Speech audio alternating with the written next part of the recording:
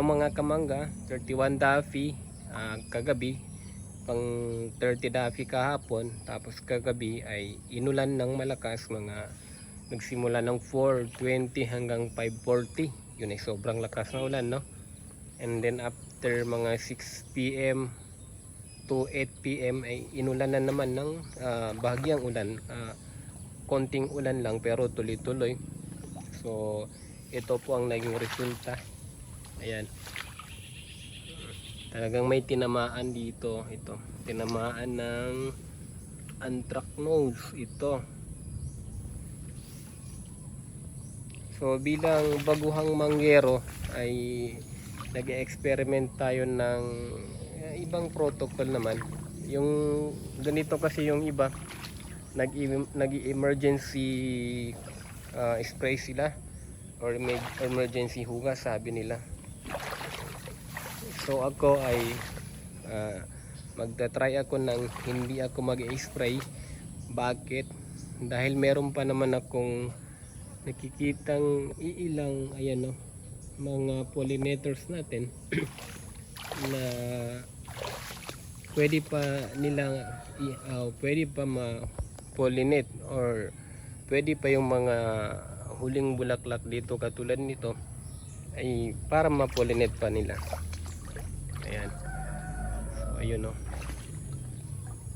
Kaya hindi muna ako mag-spray ng kahit anong gamot, lason, insecticide or fungicide, para yung mga kaibigan nating pollinators ay andyan pa rin sila.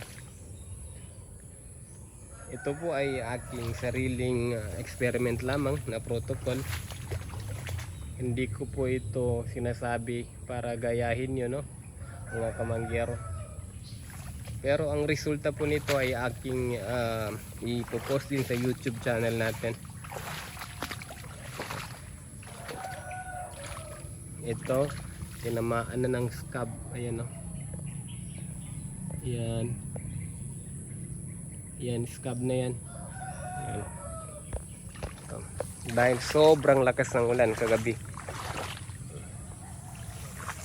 So bilang sariling protocol ay nag-experiment, ay ito po ang aking observation, na hindi po ako mag-spray ng kahit anong lason para po yung mga kaibigan nating pollinators ay andyan pa rin, yung mga late blooming natin or yung late na mga bulak ay mapapatuloy pa ng ating mga pollinators inshallah, no.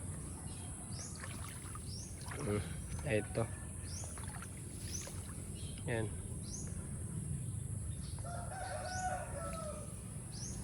Ito po. Tingnan natin yung ibang puno.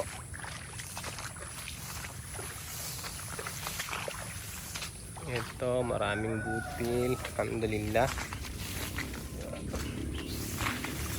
Ito po ay huwag niyo pong gayahin dahil ito ay aking experiment. Ayan. Yan yung pollinators natin, no? So yun, bakit hindi ako mag-spray?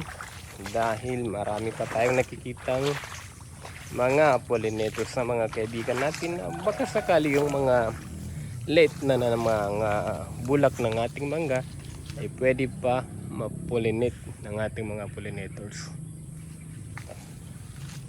Ito ay 31 Daffy at nakikita ko ang scab, pero ang scab ay madaling gamutin inshallah. Meron po tayong gamot para sa scab. So, talagang tinamaan ito, no. Yan.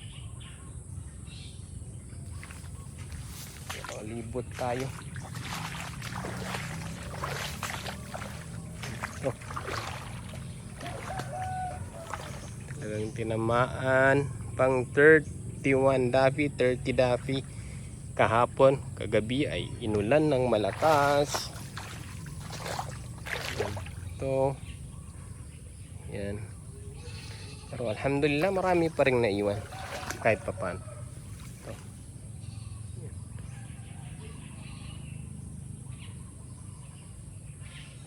Ayan. Ayan. Maraming nawala, maraming naiwan. Kaya alhamdulillah pa rin. Ito. Dito, ito may nakikita ko dito naiwan. Ito wala na ito. Ayan. Ito marami-rami.